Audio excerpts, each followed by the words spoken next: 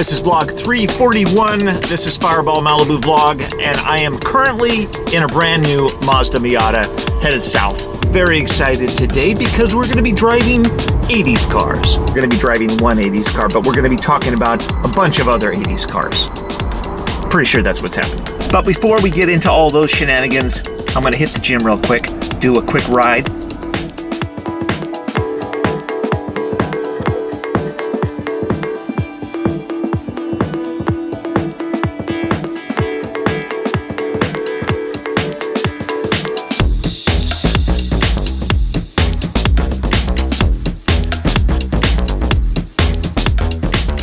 Today is 80s Day at the Automobile Driving Museum. We got 3 cool cars that we're going to take a look at, and we got 1 special car we're going to drive.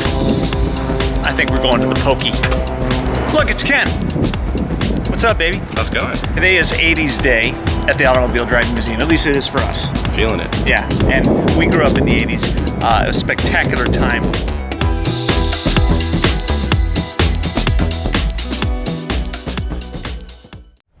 I got involved with the Automobile Driving Museum because we came here for the Driving Sunday. The museum had out one of the Thunderbirds, and we enjoyed the ride. And then when we got a tour through Area 51, I discovered the DeLorean. And DeLorean is sort of kind of my kryptonite, so I became a docent, adopted the car, and started working on it. There is that classic story that my mother brings up on all the family events, that my first spoken word was not mama or papa, it was auto. My favorite 80s TV show, actually there were 2, was Knight Rider. This show came to Germany in 1985, and the other show that I actually still watch is Miami Vice, because it has such a tremendous amount of cool cars in there. What we're looking here at is the 1989 Porsche Speedster. The code was M491. That was convertible with a low windscreen. Porsche launched the car in 89 because the 911 sales were declining, and they wanted to re-spark the interest in the 911 model.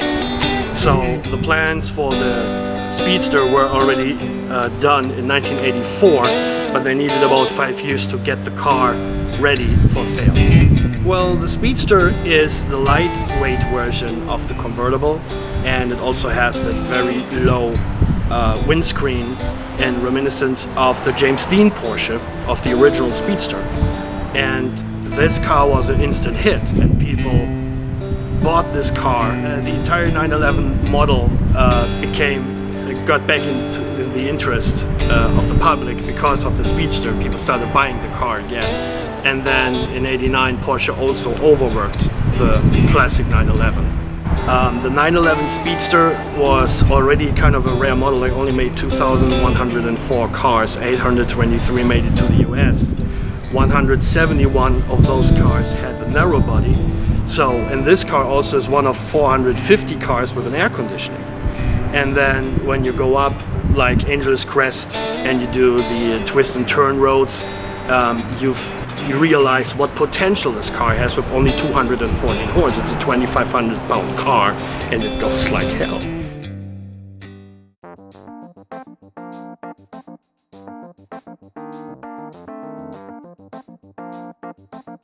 I saw the car in a sales ad in a car magazine. It was parked in the garage with the doors open and illuminated, and I saw this thing and I thought, wow, this is the coolest thing that I ever saw. And I had no idea what it was. I thought, oh, DeLorean, cool, French car. And then 1.5 years later, Back to the Future came out, and then Marty McFly goes, oh, Doc, DeLorean. I said, oh, this is how you spell it. Okay, and so I went from there. I started collecting everything I could find from libraries. We didn't have internet in those days. Books, I copied everything, I built up a file. Every time when the magazine brought up, oh, DeLorean Time Machine, I copied it, I bought it, I collected everything. What we have here behind us is a 1981 DeLorean DMC12. Original spec, it's a 2-owner car, 39,000 original miles. I bought it recently 6 weeks ago, It's my third DeLorean project. This car will be brought back to the 1980 show car that DMC presented on the Chicago Auto Show. It's never designed to be a sports car. It's kind of a grand touring coupe, and I really enjoy just gliding down for hours somewhere like PCH or something.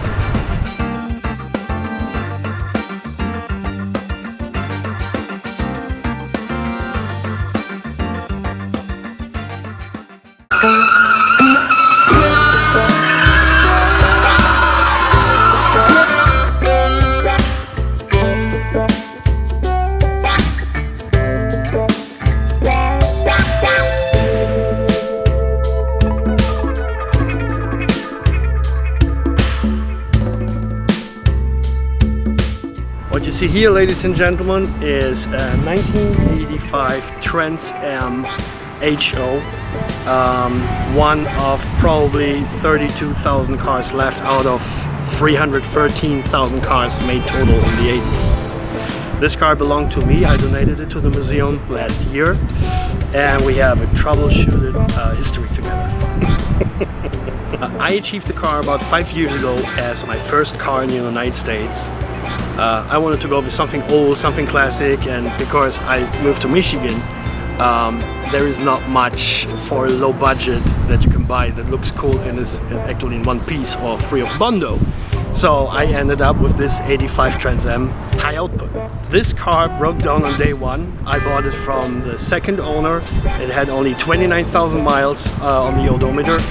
And I drove up north to visit friends for barbecue, and the car started showing all the quirks that a car can have when you never drive a car. It had been stored in a garage for 17 years, and we went from there. Before I donated the car, during the period of 5 years, we overhauled the engine, we rebuilt the transmission, we replaced the entire suspension, parts of the electrics, then 30-year-old vinyl is not as stable as you might think it is. So now the Trans Am is resting here at the Automobile Driving Museum as one of the few survivors of the 80s.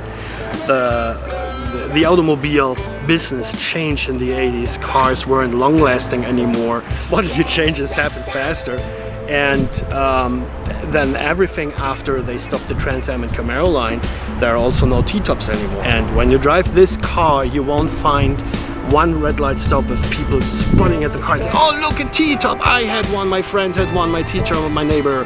This car is so deep in people's minds still, but because of their expiration date and because of the poor part supply, the few Trans Ams that are still out there are usually converted with LS1, LS3 Corvette engines. So this car is all original. It's one of the very few HO versions with the L69 4-barrel carburetor, which is computer controlled. So as these cars grew closer to the 90s, General Motors had to overwork this entire design. The T-tops turned out to be very soft in structure. So they beefed up the entire design in '89, they brought out a convertible, but then in '86 they came out with the entire line of fuel injection engines. And then in the 90s, sales declined even more. And the 4th generation came out with even bigger, more efficient fuel injection engines. The cars actually became more muscle car again. My name is Mark Van Baal, and I love the 80s.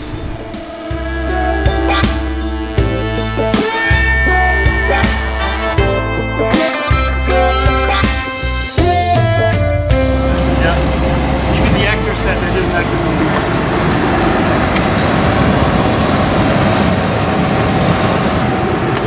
All those silver sexy cars are so sexy, we're gonna have to take you into custody. The only cop car I really feel comfortable riding in. I think I've actually been in the back of this one already, about 25, 30 years ago.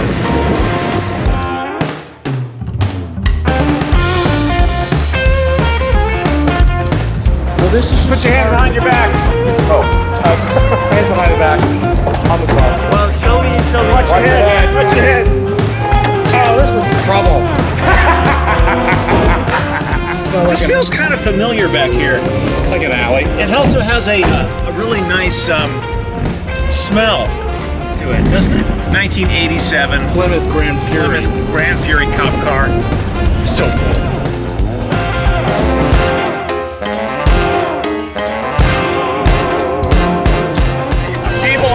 Pulling over right now as we come up behind them. The siren doesn't work, the lights are on, it's fully illegal. Sorry about that. Don't want to get in trouble. Just going around the block. On our standard loop. A standard automobile driving museum loop. I don't even have my seatbelt on. Oh.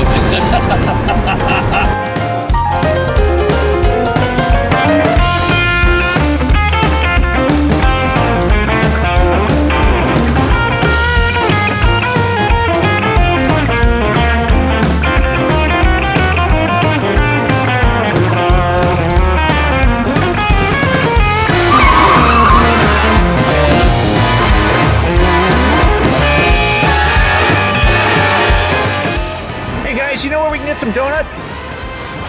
No? No. All right. You guys know where we can get some donuts? Nice. No. All right. That thing's awesome. Thanks.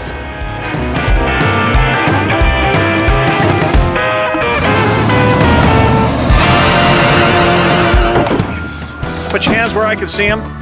We're going to lunch. Oh. It has that sound. Safety, service, and lunch.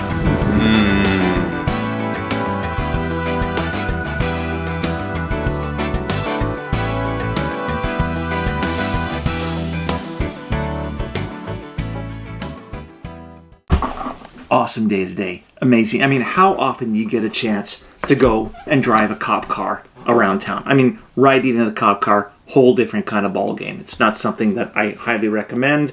It is certainly an interesting experience, but driving a cop car, much more fun. I do have some bad news though. The bad news is, I'm not sure how to say this, what Kathy planted in the backyard is actually not a spaghetti squash. I think it's a pumpkin. I'm pretty sure it's a pumpkin because it's not coming out in the shape of a spaghetti squash, which is like this. It's coming out like this, and it's a pumpkin. I don't know how that grew. She doesn't know how that grew. It just is. It's happened. Great time at the Automobile Driving Museum. Thank you guys. Always have a blast with them. Just hanging out, looking at cool cars. But we're going to be starting something new. I'm not sure if it's next week or maybe the week after because we're going up to Napa for my son's wedding. But soon we have a new segment for the show where we're going to be doing some really cool things with cool cars. I don't know what I was saying. What was I saying? I was on the roll. Every single one of those cars is going to be driven, and we're going to do it in a very unique way on this show. Part of that is going to be this, Wheels and Waves. Number 2 card, collectible number 2 card. Whoops, number 1 card also. That's it for vlog 341. We'll see you tomorrow.